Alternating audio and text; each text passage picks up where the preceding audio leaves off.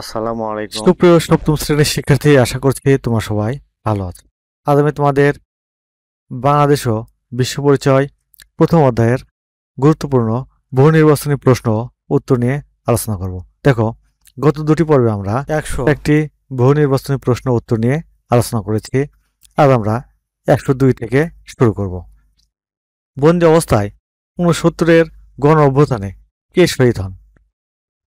সঠিক উত্তর সার্জেন্ট জহুরুল হক। কোন ছাত্রনেতা 69-এর গণ অভ্যুত্থানে শহীদ হন? আসাদ। কোনটি পাকিস্তানের প্রতি মানুষের ঘৃণা ও ক্ষোভকে বহুগুণ বাড়িয়ে দিচ্ছিল? ঐতিহাসিক আগরতলা মামলা। কখন শেখ মুজিবকে বঙ্গবন্ধু উপাধিতে ভূষিত করা হয়?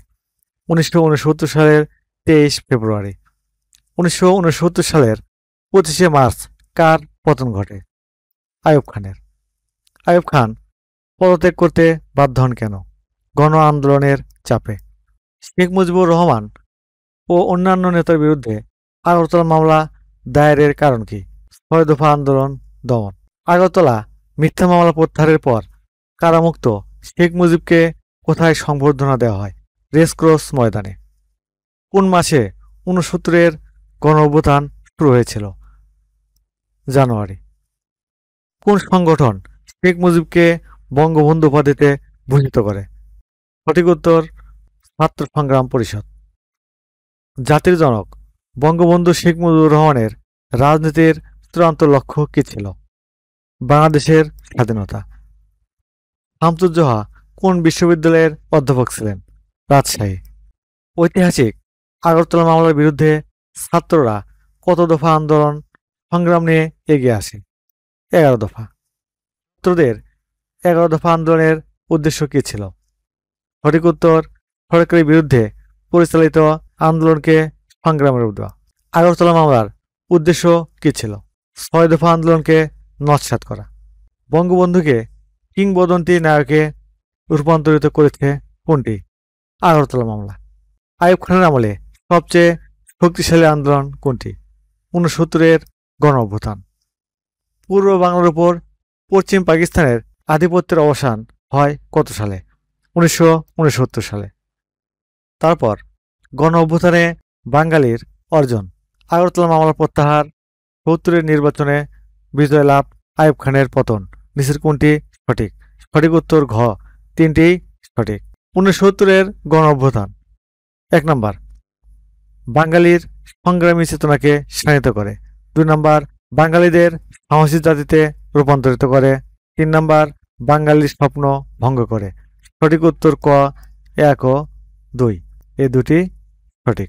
ঐতিহাসিক আগরতলা মামলা ছিল: 1 নম্বর, বঙ্গবন্ধুর বিরুদ্ধে মামলা। 2 নম্বর, তৃতীয় শ্রেণীর কর্মচারীদের। 3 নম্বর, 6 দফার বিরুদ্ধে মামলা। সঠিক উত্তর হ, 1 ও 3। এই দুটি সঠিক। 69-এর গণ অভ্যুত্থানে শহীদ হন অধ্যাপক শামসুজ্জোহা, সার্জেন্ট জহুরুল হক। 2 নম্বর, আসাদ ও মতিউর। 3 নম্বর, রফিক উদ্দিন ও ওয়ালিউল্লাহ। নিচের কোনটি সঠিক? সঠিক উত্তর 1 ও 2। এই দুটি সঠিক। তারপর অভিন্ন তথ্যভিত্তিক নিচের অনুচ্ছেদটি পড়ে 129 ও 130 নং প্রশ্নের উত্তর দাও। কর্নেল আশরাফ সাহেব পাকিস্তানের শাসন আমলে একটি মামলার শিকার হয়েছিলেন। শুধু তিনিই নন, জাতির জনক বঙ্গবন্ধু শেখ মুজিবুর রহমান সহ উক্ত মামলার মোট আসামি ছিলেন 35 জন। অনুচ্ছেদে উল্লেখিত মামলাটি ইতিহাসে কি নামে পরিচিত?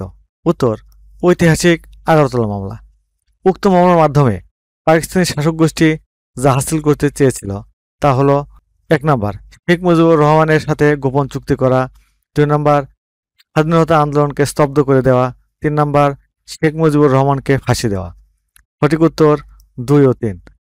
স্বাধীনতা আন্দোলনকে স্তব্ধ করে দেওয়া এবং শেখ মুজিবুর রহমানকে ফাঁসি দেওয়া। তারপর জাতীয় পরিষদের মোট 313টি আসনের মধ্যে আওয়ামী লীগ কতটি আসন পায়? 167টি। 1969 সালে পাকিস্তানব্যাপী সাধারণ নির্বাচন দেওয়ার অঙ্গীকার কে করেন? সঠিক উত্তর ক, ইয়াহিয়া খান। পাকিস্তান জাতীয় পরিষদে নির্বাচন কখন অনুষ্ঠিত হয়? 1970 সালের 7 ডিসেম্বর। 1970 সালের নির্বাচনে জয়লাভে নিচের কোনটি সবচেয়ে বেশি ভূমিকা রাখে? 6 দফা। 1970 সালের সাধারণ নির্বাচনে কোন দল বিজয়ী হয়? আওয়ামী লীগ।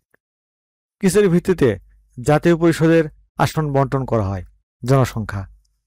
কত তারিখে তদানীন্তন পাকিস্তানের প্রাদেশিক পরিষদের নির্বাচন অনুষ্ঠিত হয়? 17 ডিসেম্বর। আইয়ুব খান কার নিকট প্রেসিডেন্টের দায়িত্ব দিয়ে পদত্যাগ করেন? ইয়াহিয়া খান। 1970 সালের নির্বাচনে পশ্চিম পাকিস্তানে কোন রাজনৈতিক দল জয়লাভ করে? Pakistan people's party. 1970 সালে অনুষ্ঠিত ঐতিহাসিক নির্বাচনে কোন ব্যতিক্রমী বিষয় দেখা যায়? নির্বাচনে বিজয়ী কোনো দলই সর্ব পাকিস্তান ভিত্তিক ছিল না। 1970-এর নির্বাচনে বাঙালির জাতীয় জীবনে কি ধরনের প্রভাব বিস্তার করে?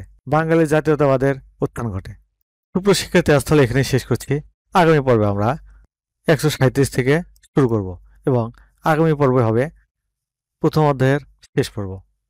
সুপ্রিয় শিক্ষার্থী, তোমরা এখনো যারা সোহান অনলাইন স্কুল চ্যানেলটি সাবস্ক্রাইব করোনি, তারা প্লিজ সাবস্ক্রাইব করবে এবং ভিডিওতে লাইক দিয়ে দিবে। আল্লাহ হাফেজ।